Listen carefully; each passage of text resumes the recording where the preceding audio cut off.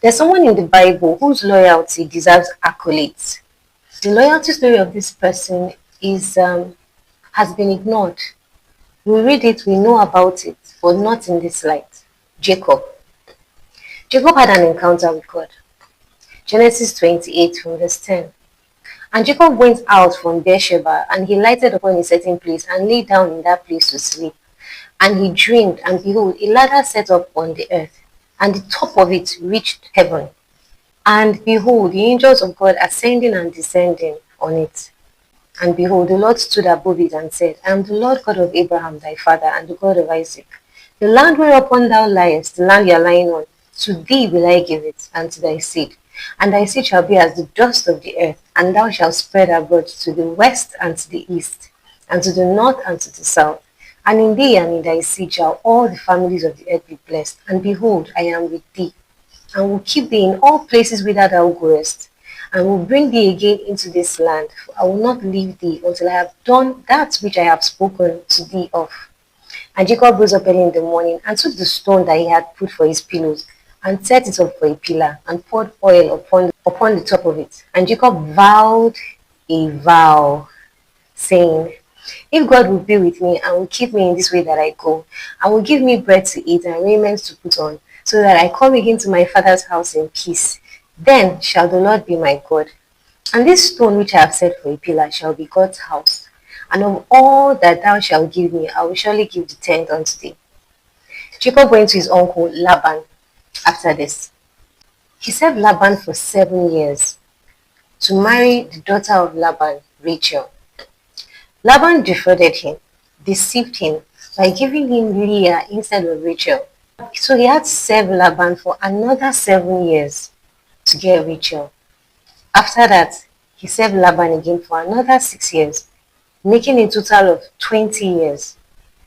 Laban and his son spoke bad about Jacob.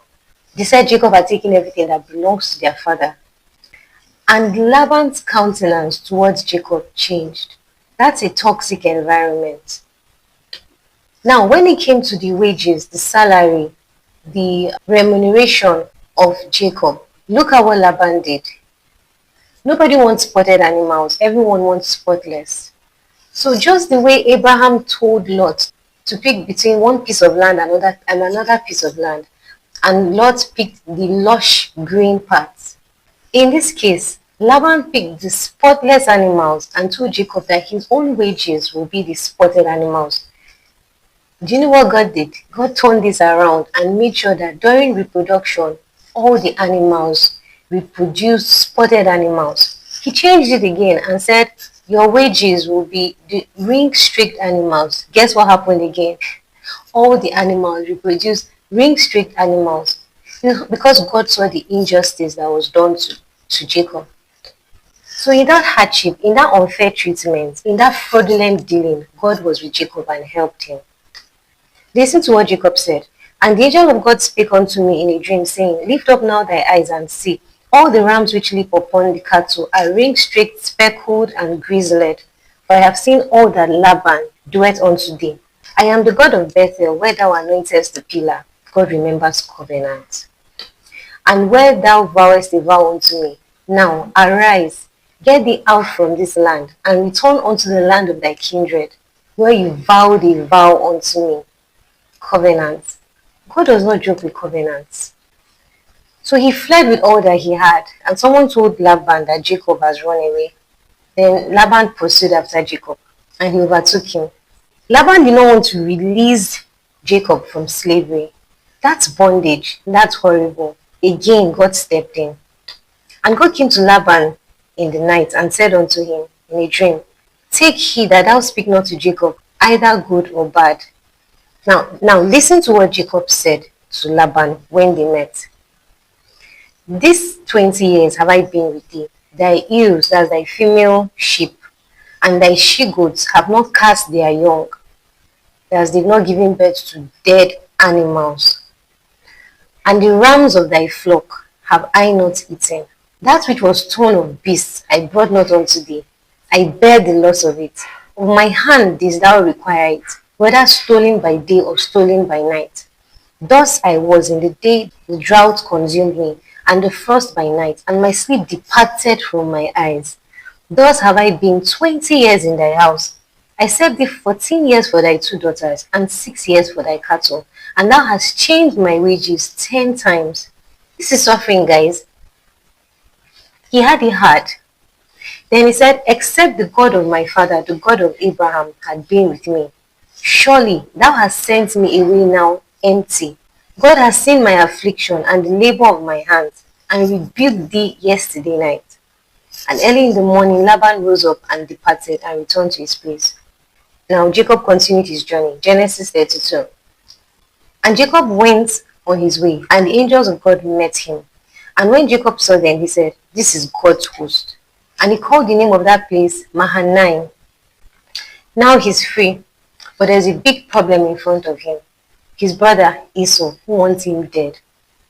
And Jacob sent messengers to Esau his brother, and the messengers returned, saying, we came to thy brother Esau, and also he cometh to meet thee, and 400 men with him. Then Jacob was greatly afraid and distressed. He was worried. And Jacob said, O God of my father Abraham, and God of my father Isaac, the Lord which said unto me, return unto thy country and to thy kindred, and I will deal well with thee. Deliver me, I pray thee, from the hand of my brother, from the hand of Esau, for I fear him, lest he will come and smite me, and the mother with the children. Now, look at the consequence of God's intervention. And Esau ran to meet him, and embraced him, and fell on his neck, and kissed him, and they wept. God helped Jacob here as well. After this encounter with God, after God changed his name and blessed him, many will expect that everything will begin to go smoothly in his life. Peace, safety, no problems. But a big disaster lay ahead. Genesis 34. And Dinah, the daughter of Leah, which she bare unto Jacob, went out to see the daughters of the land. And when Shechem, the son of Hamor the Hivite, prince of the country, saw her, he took her and lay with her and defiled her. He raped her and kidnapped her. And Shechem spake unto his father Hamor, saying, get me the damsel to wife. What do you mean, get me the damsel to wife? You're asking them to give you their daughter, but the daughter in question is already in your custody. And Jacob heard that he had defiled Dinah his daughter. And the sons of Jacob came out of the field when they heard it. And the men were grieved. And they were very wroth, they were angry, because he had wrought folly in Israel by lying with Jacob's daughter, which thing ought not to be done. Now, after this incident, Genesis 35, and God said unto Jacob, arise, go up to Bethel, and dwell there, and make there an altar unto God, that appeared unto thee, when thou fleddest from the face of Esau thy brother. Then Jacob said unto his household, and to all that were with him, put away the strange gods that are among you, and be clean, and change your garments, and arise, and go up to Bethel, and I will make there an altar unto God, who answered me in the day of my distress, and was with me in the way which I went. Someone else might say he's talking like he has amnesia. No. Despite all these things, his daughter was just raped. His daughter was just molested and kidnapped. Why didn't he say, where was God? He didn't say that. He's speaking in the light of God's faithfulness to him despite this. And he's even telling them to put away the strange gods that are among them. Why didn't he say, let's have a plan B? Since God was with us and this happened, then let's have an additional God that will prevent catastrophe from befalling us. He didn't say that. Remember, forsaking all others, to have and to hold, forsaking all others. So he was applying the same pattern to God, forsaking all other gods, regardless of the circumstances. Wow. And let us arise and go up to Bethel, and I will make there an altar unto God, who answered me in the day of my distress, and was with me in the way which I went. And they gave unto Jacob all the strange gods which were in their hand, and all their earrings which were in their ears. And Jacob hid them under the oak which was by Shechem. And they journeyed, and the terror of God was upon the cities that were round about them, and they did not pursue after the sons of Jacob. God's terror was upon everyone that was in their environs, and they did not harm them. So God's presence was with them when people did not harm them. God's presence was with them when people harmed them. For better, for worse.